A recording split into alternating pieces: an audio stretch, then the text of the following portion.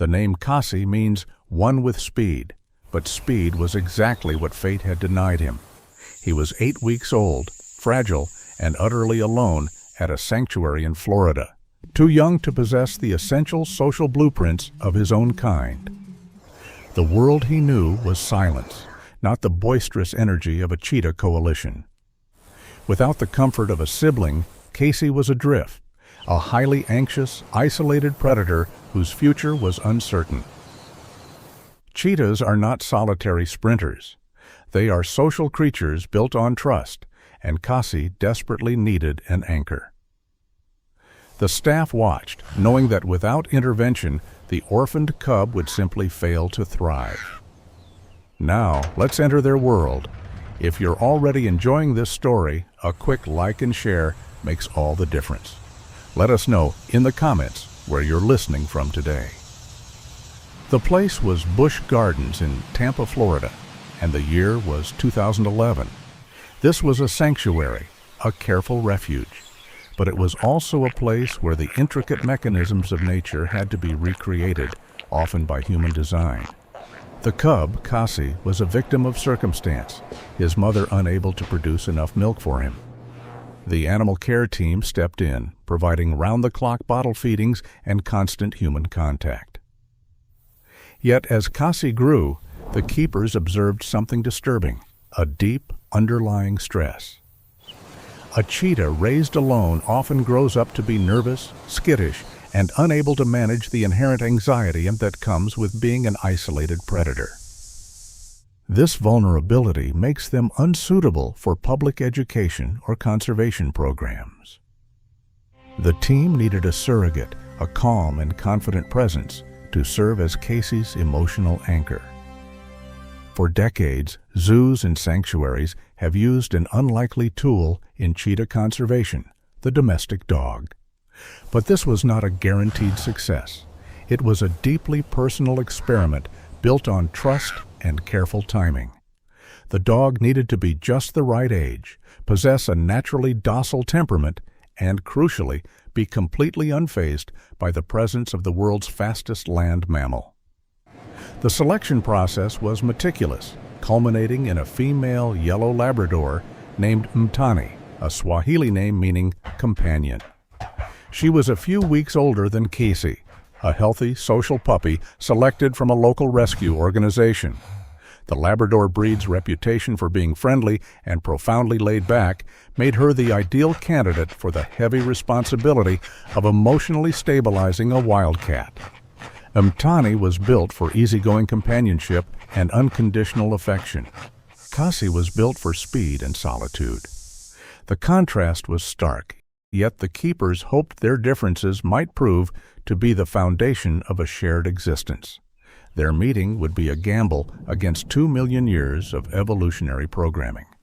The introduction had to be handled with painstaking care. It occurred in a neutral outdoor enclosure, a space where neither animal felt territorial. Kasi, the small spotted cub, was hesitant, his body language coiled with the deep anxiety of an animal that has known only human company. He approached the ground, sniffing nervously, hyper-aware of every scent and shadow. Then Mtani arrived. She was a whirlwind of clumsy, innocent puppy energy, a blur of golden fur and unrestrained curiosity. The contrast was immediate and jarring. The cheetah, reserved and cautious. The Labrador, open and eager. Mtani didn't hesitate. She bounded forward, not with the predatory focus of a dog, but with the simple, welcoming exuberance of a friend. The keepers held their breath, watching for the first sign of feline defensive posture or canine aggression. Instead, Kasi's fear dissolved. He did not hiss. He did not retreat. He touched his nose to Mtani's. It was a single, silent moment of recognition, a greeting that transcended the chasm of their species. This small, crucial gesture confirmed their best hope. They liked each other almost immediately. This was not merely coexistence. It was the spark of a genuine bond. Their shared habitat became a crucible of cross-species learning and play. Kasi, the cheetah cub, was still the focus of intense physical care, but now his emotional needs were met by his exuberant companion. They were constant motion, a beautiful blur of yellow and gold against the green Florida landscape. Mtani, with her rugged Labrador confidence, provided a template for Kasi's behavior. When Kasi felt nervous or timid about a new noise or a sudden movement, he would instinctively look to Mtani. If the dog was relaxed and unfazed, Kasi learned to be relaxed and unfazed. This mirroring was the core of the experiment's success. Mtani was teaching the cheetah how to exist calmly in a world full of stimuli, effectively short-circuiting the anxious wiring that comes from growing up alone. Their play was often a comical role reversal. Kasi, built for explosive speed, would stalk and pounce with the delicate precision of his species. But his target was rarely prey. It was Mtani's cheerfully wagging tail. Mtani, in turn, would respond with the broad physical enthusiasm of a dog, often tumbling Kasi in a friendly wrestling match that should have been impossible between two animals with such different survival strategies. They ate together, slept curled up in a single, inseparable knot of fur, and explored their expansive enclosure as a unified two-member coalition. The keepers noted that Kasi was calmer than any solo-raised cheetah they had ever seen, exhibiting a quiet assurance that could only be attributed to the dog's anchoring presence. The paradox was profound.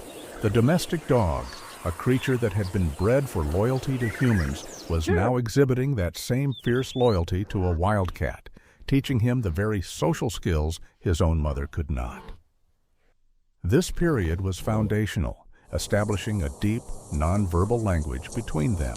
It was a language of nudges, soft play bites, shared gazes, and above all, unwavering presence. The bond matured from simple proximity to genuine, active companionship. They were growing up in tandem, each using the other as a measure of safety and normalcy. As Kasi and Mtani crossed the threshold into adolescence, the true test of their bond began.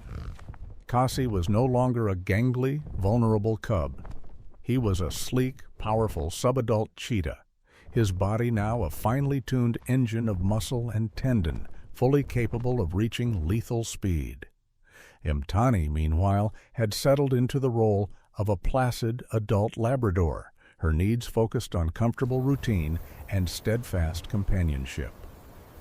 The physical dynamic shifted, where Kasi once relied on Mtani for confidence.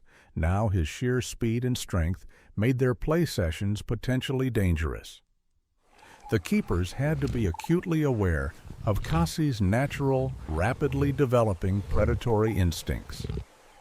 Could a friendship forged in trauma survive the demands of biological maturation?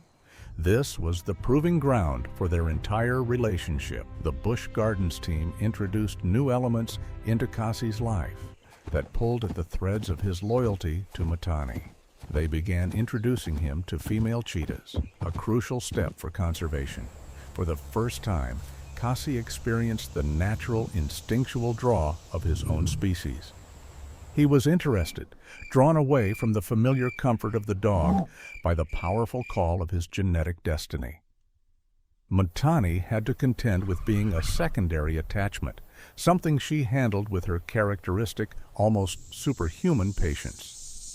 She would wait, a silent golden sentinel, while Kasi engaged in the rough-and-tumble courtship rituals of the cheetah world. The distance was noticeable. Kasi would run, not for play, but to demonstrate his power to his new companions. He would hunt small, hidden prey items with a focus that was purely feline. For the keepers, this distance was a success. It meant Kasi was integrating into his own community, no longer solely reliant on his canine friend. But for the observer, it was a moment of struggle, a silent inquiry into the nature of deep, personal connection. Would Kasi eventually leave Mtani behind entirely? Could Mtani tolerate the shift from primary companion to patient, reliable anchor. Their daily, shared reality now included an element of internal competition and distance, a subtle tension that made their quiet moments of reunion all the more meaningful. The relationship didn't dissolve, it evolved. The playful wrestling of cubs gave way to a quiet, shared respect between two adults who had seen each other through the most formative years of their lives. Cassie's focus on the female cheetahs was a necessary biological imperative, but the emotional ballast remained with Mtani. When the stress of integration with his own species became too much, or when Cassie needed a quiet reprieve from the complex social hierarchy of the cheetah coalition, he would seek out his Labrador companion, Mtani, with her. Unshakable calm was always there. She was the emotional constant, the predictable safe harbor in Cassie's increasingly complicated world. She offered no judgment, only presence. The keepers noted that after a few moments of physical contact with Mtani, a brief lick, a nudge of the head, Cassie's heart rate would visibly slow and his body would relax. This was the essence of the bond, a therapeutic anchor built on years of shared trust and nonverbal communication. It was a relationship that offered profound, non-clinical relief, demonstrating that the deepest forms of empathy are not exclusive to a single species. They had successfully navigated the chasm between their natures, proving that even a powerful wild animal can choose comfort over instinct, choosing the peace offered by his friend over the anxiety of solitude. Mtani didn't need to chase antelope or possess Cassie's speed. Her value was in her quiet reliability, the golden dog that reminded the cheetah how to be still. Cassie and Mtani's story is often recounted as a simple tale of cuteness. A cat and dog who defied the odds. But their life together, unfolding quietly under the Florida sun, offers a far more profound lesson. It is a modern-day fable about the restorative power of companionship when life has been stripped bare by circumstance. It demonstrates that the need for unconditional acceptance transcends the deep historical boundaries of species. For Cassie, Mtani was not just a friend. She was the missing piece of his identity, the warmth that allowed a solitary heart to become secure. Their enduring presence together at the sanctuary served as a constant, living exhibit of empathy, a gentle reminder to every observer that vulnerability creates common ground and that true healing often comes from the quiet, reliable anchor of another being. They showed us that safety is not found in instinct alone, but in the choice to trust, the choice to stay. Their legacy is not just their unlikely friendship, but the tangible, documented proof that love is a primary language, spoken fluently between a cheetah and a Labrador. The enduring story of Cassie and Mtani will forever remind us that every living creature, regardless of its speed or its pedigree, is searching for the quiet dignity of a companion. The years pass, and their bond, having weathered adolescence and maturity, remains a testament to the fact that the greatest connections are the ones that simply refuse to break. Their story is a mirror, reflecting our own profound human need for a reliable, non-judgmental anchor in the face of life's overwhelming complexities. Thank you for joining us on this journey. If this story moved you, please consider liking and subscribing. It truly helps us bring more stories like this to light. We have a question for you. What was the single moment in this story that resonated with you the most? Let us know in the comments below. We read every single one.